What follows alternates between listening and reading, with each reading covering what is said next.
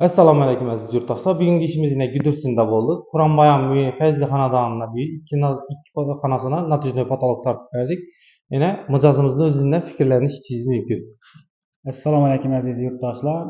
Mena shu natijnoy patolog ishlatadigan deb shularga murojaat etdim. 70 ming so'mdan ishlab berdilar. Haqiqatda 70 ming so'm. Ishlari tez, sifatli. Bolalarga rahmat katta. Ajoyib. To'ylab bo'lsin. Keyingi ishlari omad. Rivoj.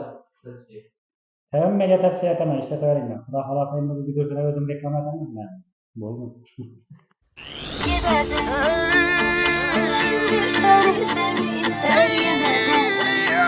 Duygularım çılgındırsa git bir gecede.